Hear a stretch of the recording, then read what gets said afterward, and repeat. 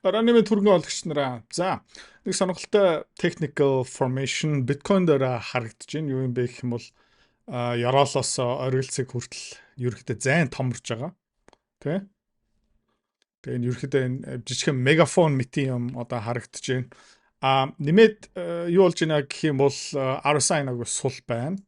Ерөөхдөө roll over хийх эрсдэл ерөөхдөө биткойн дээр харагдаж байна. 200 хоногийн moving average-ийг эндээ нэг цогсон, эндээ одоо нэг цогж байгаа.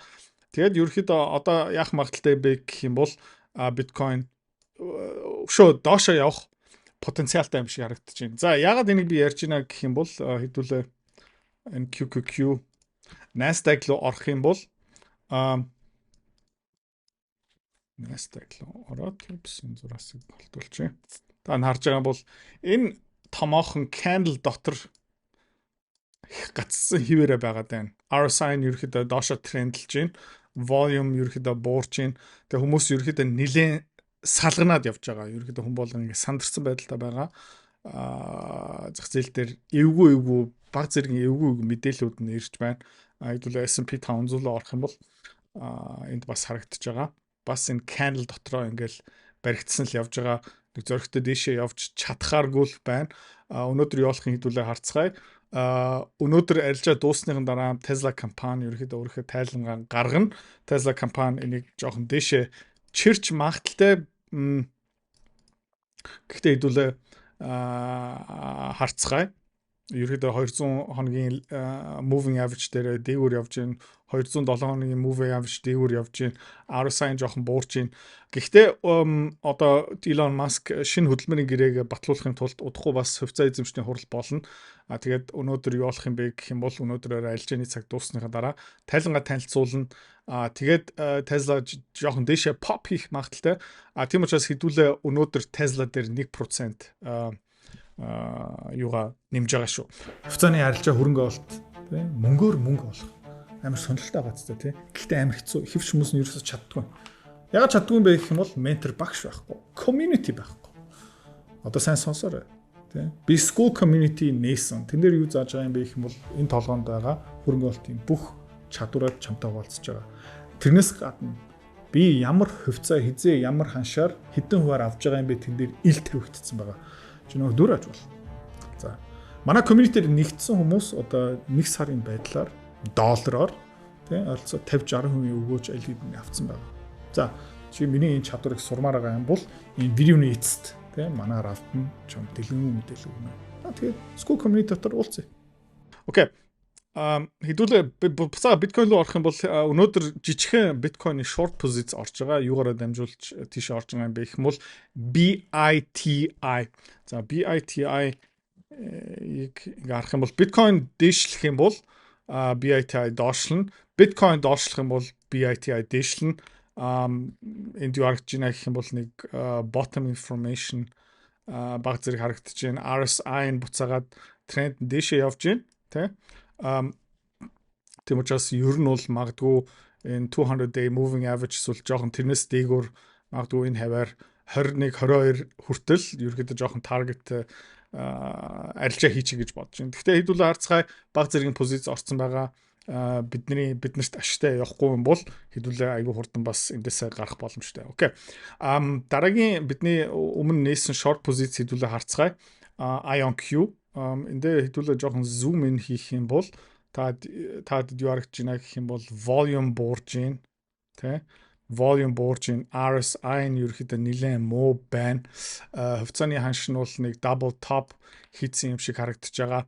Тэгээ бүх юм юу харагдаж байна гэх юм бол энэ 200 хоногийн moving average руу буцаагаад явж магадгүй. Тэгээ хэдүүлээ short яаж хийсэн бэ гэх юм бол өнгөрсөн 7 хоногийн 5 дахад хэдүүлээ IONZ авсан хэдийн ханш дээр юм бэ гэх юм бол ойролцоогоо 3.6 мургаа дээр авсан. Одоо 4.2 дээр pre-market дээр байна. Тэгээд нэг сайхан дэшээ явчих юм бол сайн. Дараагийн хэдүүлээ одоо short хийж байгаа компани юу юм бэ гэх юм бол Rigetti Computing 100% scam. Хувьцаа эзэмшигчнэр бүгдээрээ хувьцаагаа зарцсан энэ компаниг гүйцэтгэх захиралтай бас бүх юм зарцсан байгаа. Тэгээд үйл ажиллагаа сүртээнийх явуулах байгаа. За тэгээд түн болгон юу ярьж байна гэх юм бол энэ bubble тий таад нэг харж байгаа юм бол bubble top ерөөхдөө parabolic явсан алттай адилхан харагдаж байна. Тэгээ одоо ерөөхдөө нав сунж байна. IonQ-гоос илүү Rigetti computing-ийн volume бүр амар буурж байна. RSI-н бүр хог. Тийм учраас өнөөдөр хэдүүлээ энэ дээр жоохон шорт хийж байгаа шүү. За окей, алт руу хальт хэдүүлээ нэг орцгоё. Алтны томоохон арилжаануудаас хэдүүлээ LED-ний гарцсан. Тэгээ би таад хэлж ийсэн алт бас дэшээ явж явах үедээ хэдүүлээ өргөлж болгоомжтой байх ёстой шүү. Тэ RSI амар өндөр байна. Нилээн том pop хийсэн. Хэдхэн хоногийн дотор таад нэг харж байгаа юм бол бүр яг пуужин шиг ингээл явсан те гэл. Гэхдээ ингээ харах юм бол алт бол одоо $4,000 дээр хിവэрэ байна. Энэ ханшиндаа хизээ үрсэн бэ гэх юм бол энэ 10 сарын 8-нд хүрсэн. Окей, ойролцоо за нэг 20 хоногч болоогүй юм байна. Тэгээ хэдүүлээ ингээ харах юм бол Fibonacci-гийн юуг харах юм бол full extension явчих юм бол 3.7 3700 хүртэл явах магадaltaй юм байна. 6.8 гэх юм бол 3900 миний таамаг юу юм бэ гэх юм бол одоо нэг жижигхэн pop гарч ирнэ. Тэгээд ерөөхдөө ABC correction яваад тэгээ хаавартал ингээд fizzle out болох юм бэ хэдүүлээ харцгаая. Миний таамаг юу юм бэ гэх юм бол ер нь бол энэ range дээрээ ерөөхдөө ингээд доошо буух юм. За хэдүүлээ жоохон түүхийг судлах юм бол weekly chart руу орцгоё. Таад ингээд харж байгаа юм бол энэ drawings-нуудаа бас устгачих. Oops.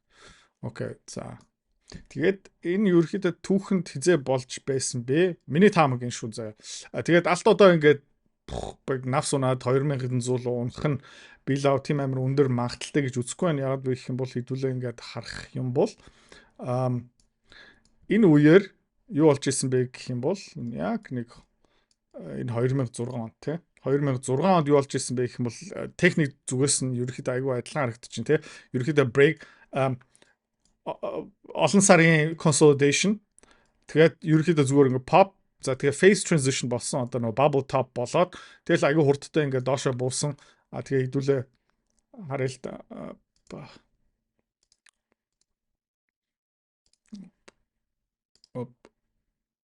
За тэгээд дараа нь ерөөхдөө Fibonacci-гийн яг нэг хүртэл буцаагаад өшөө дээшээ явсан. Тэгээд үргэлжлүүлээд ингээд 1.6 тэгээд тэрэндээ ерөөсө зогсоогүй хаа хүртэл явсан бэ гэх юм бол 2011 оны оргилцыг хүртэл явсан байгаа хгүй. За тэгээд алт энэ movement хийсэн байж магадгүй эсвэл энэ movement хийсэн байж магадгүй. Миний таамаг юу юм бэ гэх юм бол энэ байх магадлал өндөртэй одоо 2008 9 оны тэгэл ерөөхдөө нэг bull flag руу доошо consolidate хийгээд тэгэл breakout хийсэн. За хэдэн хувийн уналт хийсэн бэ гэх юм бол одоо хэдүүлээ судалцгаая. Одоо оргилцгээс Yorol хүртэл 34% correction хийсэн байна. Тэгээ 34% correction хийснийхэн дараа хэдэн процентээр явсан бэ? Өмнөх оргилцгээс те энэ оргилцгээс хаавартал явсан бэ гэх юм бол энэ хүртэл явсан. Дахиад нэг 80% move гараад ирсэн байна. Тэгээд 2011 онд ерөөхдөө хамгийн сүүлийн phase transition тэгээд дахиад flagging down consolidation тэгэл ер нь бол тэ хүмүүс бууж өгөөд тэгээд сэтгэл зүй ерөөхдөө энтэй энэ зурагтай адилхан явна. Тэгээд миний таамаг юу юм бэ гэх юм бол нөгөө geopolitik, төв банк, дайн маань гих мэт шин харах юм бол одоо дахиад 1 2 3 4 5 6 7 жилийн consolidation явахгүй бах. Ер нь бол айгүй short, айгүй богино хугацааны навс уналт тэгээд дахиад буцаагаад босч ирэх магадлал бол байгаа.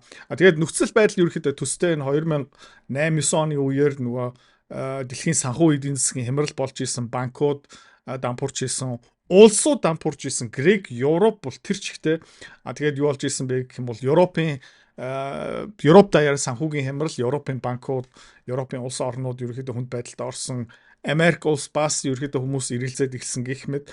Тэгээд юу болсон бэ гэх юм бол алт ингээд дэшээ пуужинцсан. Одоо яг энэ тоглоом энэ түүх давтагт гадал байх шиг байна. За тэгээд энийг ингээ харахын тулд хэдүүлээ logarithmic chart-ыг харчих юм бол таад ингээ харж ийн өмнөх bull market 2002 онд Yorolноосоо тэгээ 2011 он хүртэл ингээ явсан. Энэ бол 10 жилийн bull market байсан. Тэгээ энэ Yorolтой хизээ өрсөн бэ гэх юм бол энэ байна. Эсвэл энийг Yorol харж үзэх юм бол энэ ер нь бол яг 2006 оны юм болох байхаа. За тэгээд 200 day moving average ингээ zoom in хийх юм бол одоо энэ өсөлт нь жоохон буурах бах те ингээл намтахчих бах. Тэгээд ингээд жоохон correction ороод тэгээд 2026 оны 1 сар юм уу 2 сарын үеэр ингээ буцаагаад өсөлтөө өргөжлүүлэх магадaltaй. Тэгээ хэдүүлээ тухайн үед яах юм бэ гэх юм бол зургийг харах хэвээр техник фундаменталны юмыг харах хэвээр. Тэгэл хэдүүлээ юу гэх юм бэ гэх юм бол хөрөнгө оруулалт хийнэ. За мөнгөн дээр ерөөхдөө илүү хурц байгаа. Илүү хурц. Гэхдээ ерөөхдөө зураг нь адилхан bull market дотор хിവэрэ байгаа энэ их crash mash болоод одоо ингээд хог болсон юм ерөөсөө байхгүй.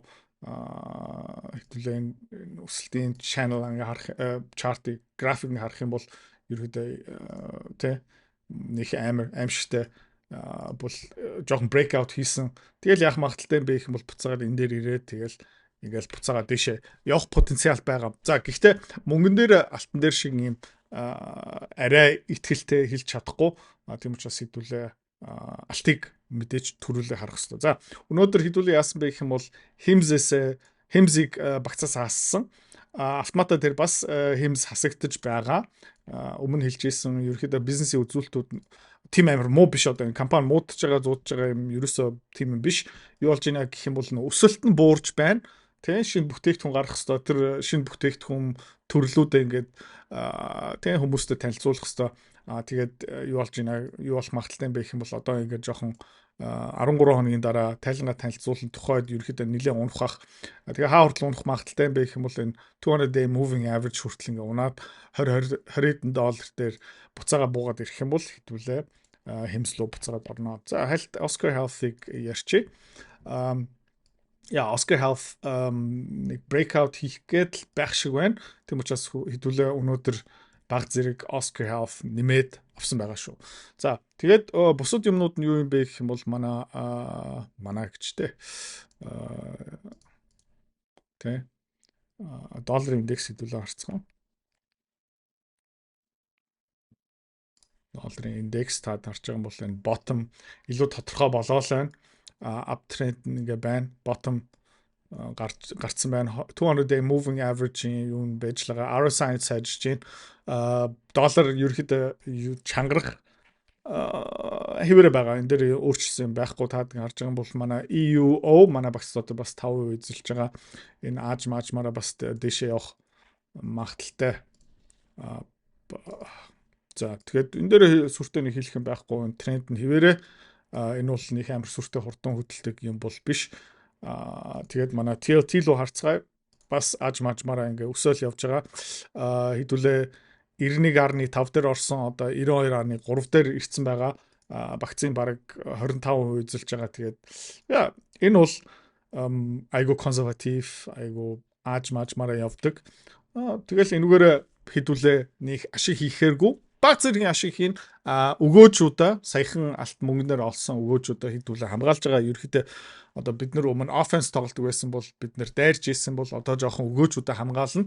Тэгэл дараагийн арилжаанууд тодорхой болоод ирэх юм бол дараагийн томоохон зөрөгтэй хөрөнгө оруулалтуудыг хийн. Тэгээ тэр хугацаанд хэдүүлээ юу хийж байгаа юм бэ гэх юм бол quantum computing-ийн short тэгээ биткойны short-н дээр баг зэргийн ч гэсэн ашиг олох гэж байна.